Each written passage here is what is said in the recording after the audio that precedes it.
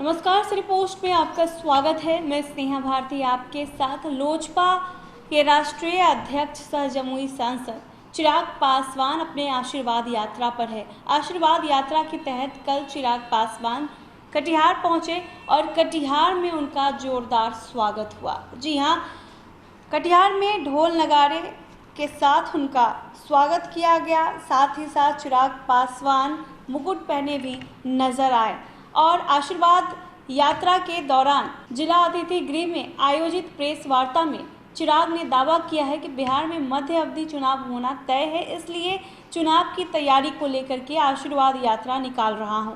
उन्होंने कहा कि उनके चाचा पशुपति कुमार पारस ने पार्टी के साथ विश्वासघात किया है। आने वाले समय में जनता सबक सिखाने का काम करेगी।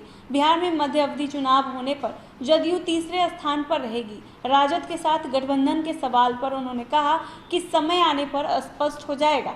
इस संबंध में अभी कुछ भी कहने में जल्दबाजी होगी। अपने चाचा पर पलटवार करते हुए चिराग ने कहा कि अब अपनों ने ही धोखा दिया है तो दूसरों पर उंगली कैसे उठाएं। उन्होंने कहा कि नीतीश कुमार की पार्टी जदयू को राज्य के तीसरे नंबर की पार्टी बना दिया।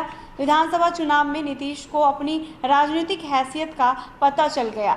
स्थानीय जदयू सांसद दुलाल चंद गोस्वामी के द्वारा की गई टिप्पणी पर जवाब देते हुए चिराग ने कहा कि उनके चाचा जिन्होंने विश्वासघात उनके साथ किया है, पशुपति कुमार पारस के कारण ही इस तरह की टिप्पणी विरोधी खेमे के नेता कर रहे हैं। प्रधानमंत्री नरेंद्र मोदी के हनुमान संबंधी सवाल के जवाब में चिराग ने कहा कि वे अपने बयान पर अब भी कायम हैं। उनके ही कारण जदयू तीसरे स्थान पर पहुंचा है। चिराग पासवान क्या कुछ कहते नजर आ रहे हैं, आप खुद सुनिए। कह रहे हैं कि चिराग ही अपने घर को ही नहीं संभाल पा रहे हैं, तो कैसे बाहर के लोगों को, उनके पार्टी में लोगों का सम्मान नहीं है, घर के लोगों को सम्मान नहीं, कैसे रिएक्ट करेंगे? देखिए, वो ठीक ही कह रहे हैं। सही कहा उन्होंने कि घर को नहीं संभाल पाए। बस मैं उनकी जानकारी में देना चाहता हूं कि जो नए नए उनके मित्र बने हैं मेरे चाचा जी, घर को संभालने की जिम्मेदारी बस उनके ऊपर थी।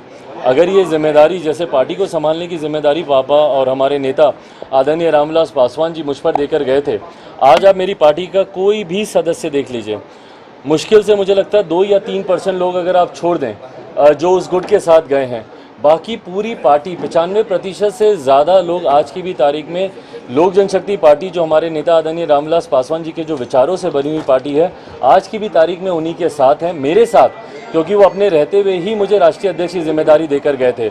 आप मेरे राष्ट्रीय कार्यकारिणी के सदस्य देखिए, 99% मेरे साथ हैं। आप अगर हमारे स्टेट और यूटी प्रेसिडेंट्स देखिए, 98% वो लोग मेरे साथ हैं। तो 95% प्लस आज की भी तारीख में सदस्य मेरे साथ हैं। तो परिवार जहाँ तक संभालने की बात है, हाँ ज़रूर उसमें विफलता है, पर ये जिम्मेदारी मेरे छोटे चाचा जी का निधन हो गया था, मेरे पिताजी के निधन के बाद ये जिम्मेदारी मेरे मझले चाचा जी के ऊपर आती थी कि वो परिवार को एकजुट रखकर एक साथ रखकर आगे चलें, जैसे पापा लेकर गए थे। पर परिवार को तोड़ने का काम अपनी व्यक्तिगत महत्वाकांक्षाओं के लिए जिस तरीके से पशुपति कुमार पारस जी ने किया, अब तो बहरहाल उनकी महत्वाकांक्षा भी पूरी हो गई। अब तो स्पष्ट ही हो गया कि भैया उन्होंने पार्टी और परिवार को क्यों तोड़ा। तो सांसद महोदय को ये जानना ज़रूरी है कि वो जिसके ऊपर उंगली उठा रहे हैं वो व्यक्ति गलत है। परिवार को संभालने की जिम्मेदारी परिवार के मुखिया की होती है। मेरे ऊपर जिम्मेदारी पार्टी को संभालने की थी, मैंने पहले भी अच्छी तरीके से निभाई है और आज भी जिले जिले में जाकर पार्टी और परिवार दोनों को संभालने का प्रयास कर। परिवार के लोगों को सम्मान नहीं दिए, ये आरोप है। परिवार के लोगों को सम्मान नहीं दिया, अब कार्यकर्ता जो मेरे परिवार के बाकी सदस्यों से सवाल करें ना, मुझे लगता है मैं कुछ बोलूँगा तो अपने मुंह मियाँ मिट्टू बनने की बात होगी। मेरे परिवार के बाकी, और मुझे खुशी है कि परिवार के आज की तारीख में वो सदस्य भी मेरा साथ दे रहे हैं जो हाल फिलहाल के दिनों में कहीं ना कहीं मुझसे नाराज़ चल रहे थे।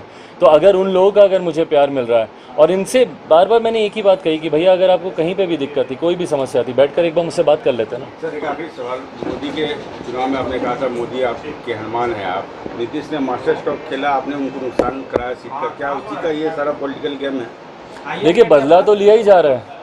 मौजूदा मुख्यमंत्री नीतीश कुमार जी की पार्टी को जिस तरीके से तीसरे नंबर की पार्टी बना दिया गया, उनकी सीटों को आधे से भी कम कर दिया गया, तो उसका बदला यकीनन मुख्यमंत्री नीतीश कुमार जी ले रहे हैं। पर मैं बार बार इस बात को कहता हूं कि मैं किसी दूसरे के ऊपर आज की तारीख में उंगली उठाने की हैसियत में ही नहीं हूं।